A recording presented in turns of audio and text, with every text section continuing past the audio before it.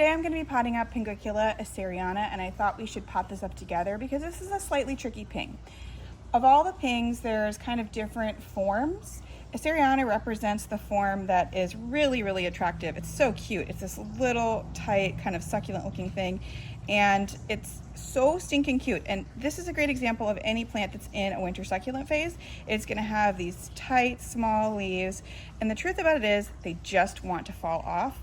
And this plant, it's so easy when you're working with it to make it just honestly explode into a million pieces. So you can see like this is really loose, and if I'm gonna handle this plant too roughly, it will literally just dissolve into a million leaves and you'll have no plant left. So you've seen my other ping videos where I cleaned the roots pretty aggressively. In the case of a plant like assyriana or a plant that's in a form like this, I might leave more stuff along the roots. You can see here, there's a little bit more dirt and debris. There's a little bit more of the died back leaves. And that's because this plant has been dried out for winter.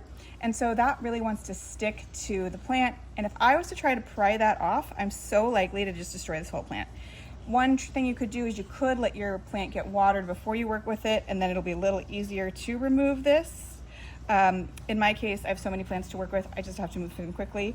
Another trick is that I often will hold them kind of upside down like this, very, very gently. It's a firm but gentle pressure. If I was to remotely squeeze this thing, again, total explosion, and I will use some forceps to very gently pull at the leaf, but at the roots, but look, that came right off.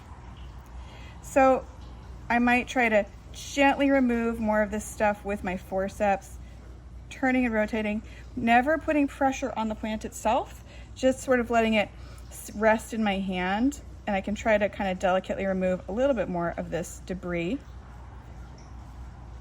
a little bit more of this debris here, this moss. But truly, in this case, it's probably better for the plant just to leave it be at some level. So let's go ahead and pot these up together.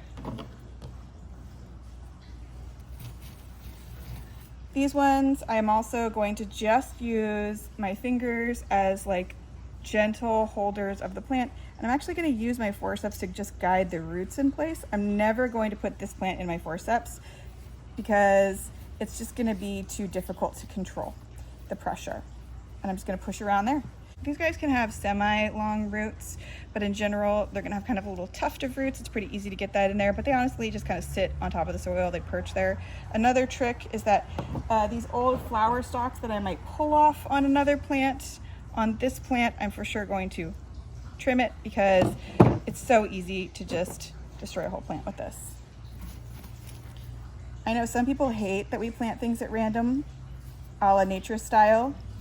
Some people love symmetry, but Damon and I both prefer things to look like they would look in nature. So there's a sort of random quality to what I'm doing. So again, just tucking in those roots. And so let's just fast forward the rest of this and then we'll jump to the end. Now, you can go ahead and put some of these leaves that fell off on the soil surface. This one has a root, so I'm going to go ahead and tuck that root in. And you can also just place the leaves around. But let's also take a quick look at how I'm going to put them on our leaf propagating tray.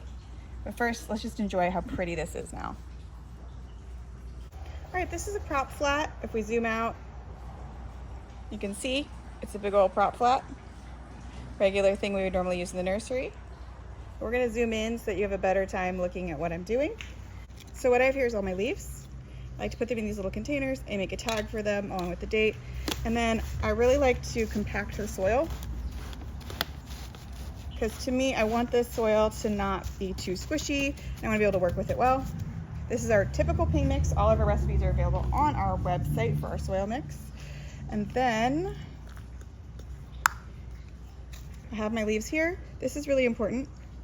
You always want to put your leaves the correct way up. So this is the way that you want the leaf to be in the soil. A little chunky leaf like this, it's hard to see the difference. But if you look, the little rounded back goes on the soil. The flat part is up. And this is actually, this tip right here is where the actual plant will grow from. So right here is where a new plant will grow. If this is damaged, it will not grow. So for a plant like this is so easy.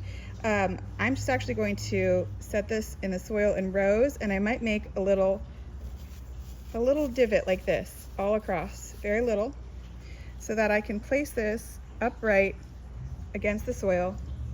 And what I want is, I want this tip of the leaf to touch the soil but not be buried, and I want it to stay touching that soil. As the leaf dries out, it often will curl, and that pulls it away. So that's why I often like to make this little hill for it to be on. And then I'm just gonna go ahead and set all my leaves out, spaced out nicely on this curve. Be really careful. If you damage your leaves while you're working with them, they will not work as well.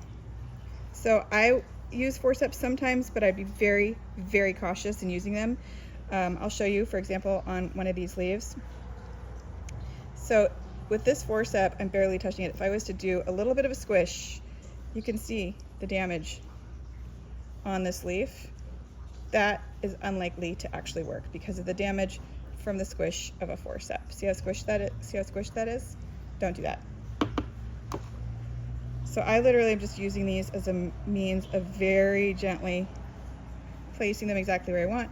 But most of the time the reason I do that is honestly just because the leaves can be sticky and they'll stick to my fingers. Then I'm going to gently move them around.